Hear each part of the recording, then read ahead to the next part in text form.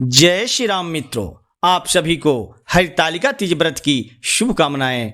मैं पंडित देव प्रकाश मिश्रा आप सभी को आपका अपना चैनल अध्यात्म एवं दिव्य ज्ञान पर स्वागत है। इस चैनल पर हिंदू सनातन धर्म से जुड़ी सभी व्रत त्योहार और वेद पुराणों में वर्णित सिद्ध चमत्कारी मंत्रों की जानकारियां दी जाती है। आज इस वीडियो में आप जानेंगे कि कब मनाई जाएगी हरितालिका तीज, पूजा का शुभ मुहूर्त कब है, कैसे करें हरितालिका तीज की पूजा, हरितालिका तीज की पूजा विधि क्या है, साथ ही हरितालिका तीज व्रत के नियम के बारे में जानेंगे और वीडियो के अंत में हरितालिका तीज के दिन करने वाले कुछ सरल और आसान उपायों के बारे में जानेंगे। हरितालिका तीज व्रत के मौके पर कुछ उपाय करके अपने वैवाहिक जीवन में खुशियां प्राप्त कर सकती है। इस उपाय को करने से जीवन में सुख शांति, समृद्धि, यश कीर्ति, मान सम्मान में वृद्धि और अखंड सौभाग्य की प्राप्ति होती है। मित्रों, हरितालिका तीज व्रत हिंदू धर्म में मनाए जाने वाले एक प्रमुख व्रत है।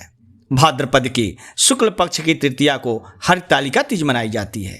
दरअसल भाद्रपद की शुक्ल तृतीया को हस्त नक्षत्र में भगवान शिव और माता पार्वती के पूजन का विशेष महत्व है। हरितालिका तीज व्रत कुमारी और सौभाग्यवती स्त्रियां करती है। हरितालिका तीज व्रत निराहार और निर्जला किया जाता है। मान्यता है कि इस व्रत को सबसे पहले माता पार्वती ने भगवान शंकर को पति रूप में पाने के लिए किया था। हरितालिका तीज व्रत करने से महिलाओं को सौभाग्य की प्राप्ति होती है।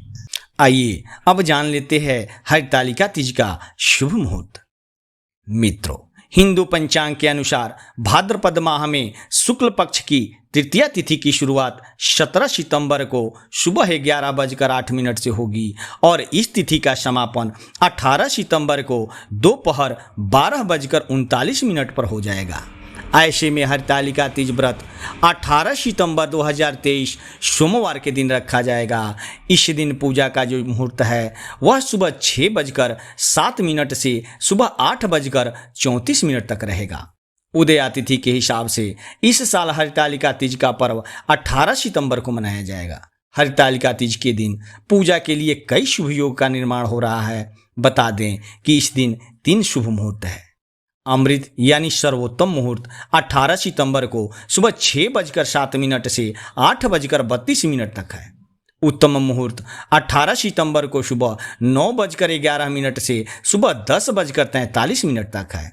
अमृत सर्वोत्तम मुहूर्त 19 सितंबर को सुबह 3:12 से शाम 5:40 तक है। हरितालिका तीज 2023 प्रदोष काल का जो मुहूर्त है शाम 6:42 से सुबह 3:33 तक रहेगा। अभिजीत मुहूर्त 18 सितंबर को सुबह 11:51 से दोपहर 12:40 तक रहेगा। रवि योग 18 सितंबर को दोपहर 12:08 से अगले दिन 19 सितंबर को सुबह 6:08 तक है। आइए जान लेते हैं कि क्या है हरितालिका तीज व्रत के नियम। हरितालिका तीज व्रत में जल ग्रहण नहीं किया जाता है। व्रत के बाद अगले दिन जल ग्रहण करने का विधान है। हरितालिका तीज व्रत करने पर इसे छोड़ा नहीं जाता। प्रत्येक वर्ष इस व्रत को विधि विधान से करना चाहिए। हरितालिका तीज व्रत के दिन रात्रि जागरण किया जाता है। रात में भजन कीर्तन करना चाहिए। हरितालिका तीज व्रत कुंवारी कन्या सौभाग्यवती स्त्रियां करती है। आइए अब जान लेते हैं हरितालिका तीज व्रत की पूजा विधि क्या है। हरितालिका तीज पर माता पार्वती और भगवान शंकर की विधि विधान से पूजा की जाती है। इस व्रत की पूजा विधि इस प्रकार है जैसे मैं आपको बताने जा रहा हूँ। हरितालिका तीज प्रदोष काल में किया जाता है। सूर्यास्त के बाद के 3 मुहूर्त को प्रदोष काल कहा जाता है। यह दिन और रात के मिलन का समय होता है। हरितालिका तीज पूजन के लिए भगवान शिव, माता पार्वती और भगवान गणेश की बालू, रेत व काली मिट्टी की प्रतिमा हाथों से बनाएं। पूजा स्थल को फूलों से सजाकर एक चौकी पर रखें और उस चौकी पर केले के पत्ते रखकर भगवान शंकर, माता पार्वती और भगवान गणेश की प्रतिमा स्थापित करें। इसके बाद देवताओं का आवाहन करते हुए भगवान शिव, माता पार्वती और भगवान गणेश का षोडशोपचार पूजन करें। सुहाग की पिटारी में सुहाग की सारी वस्तुएं रखकर माता पार्वती को चढ़ाना इस व्रत की मुख्य परंपरा है। इसमें शिव जी को धोती और अंगोछा चढ़ाया जाता है। यह सुहाग सामग्री सास के चरण स्पर्श करने के बाद ब्राह्मणी और ब्राह्मण को दान दे देना चाहिए। आपको बता दें कि माता पार्वती की उपासना के समय ओम उमाय नमः मंत्र का जाप करें और भगवान शिव की उपासना के समय ओम नमः शिवाय मंत्र का निरंतर जाप करते रहें। इस प्रकार पूजन के बाद कथा सुने और रात्रि जागरण करें। आरती के बाद सुबह माता पार्वती को सिंदूर चढ़ाएं व ककड़ी हलवे का भोग लगाकर व्रत खोलें। आइए अब जान लेते हैं हरितालिका तीज व्रत की पौराणिक महत्व के बारे में।